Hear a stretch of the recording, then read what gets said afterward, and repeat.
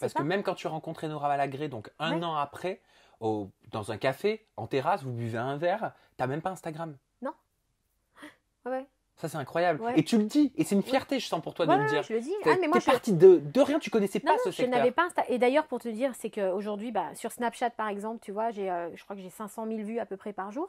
Mais Snapchat, je l'ai fait il y a 6 mois. C'est Martika qui me l'a installé. Enfin, un peu plus de 6 mois maintenant. Mais c'est Martika qui me l'a installé chez moi, sur mon canapé, un soir, parce qu'ils faisaient leur placement de produits sur Snap. Donc, je sais, mais je ne pouvais même pas les regarder. Je n'avais pas Snapchat. Donc, je ne sais même pas si c'était bien fait, pas bien fait. Bien sûr. Puis cependant, c'est le rôle d'un influenceur de le faire un peu à sa sauce, tu vois. Mais, et c'est Martika qui m'a appris à me servir. Enfin, tu vois, c'est... Et puis toi, tu as de l'ambition. Hein. Tu as envie de te généraliser. Tu ne veux pas faire que de la télé-réalité. Les cases, tu te bats contre toutes les cases qu'on peut avoir en France. Ouais.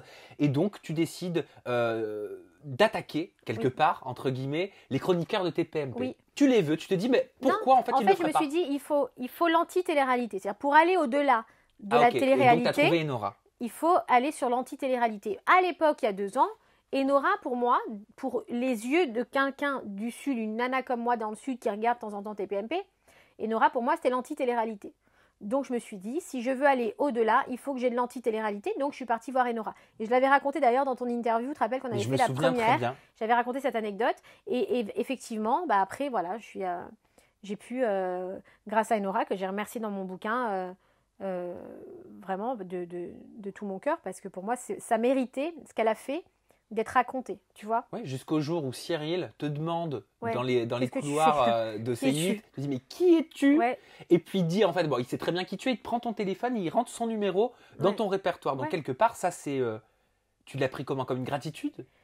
Je me suis dit mais c'est incroyable. Je suis rentrée chez moi, je comprends pas ce qui m'arrive. En fait, chaque jour dans ce métier-là, chaque jour qui est passé pendant 1 an, à chaque fois tous les soirs, je me disais mais qu'est-ce qui se passe ? Qu'est-ce que c'est ? Tu vois, c'est pourquoi ? Enfin, comment ça se fait que je suis là ?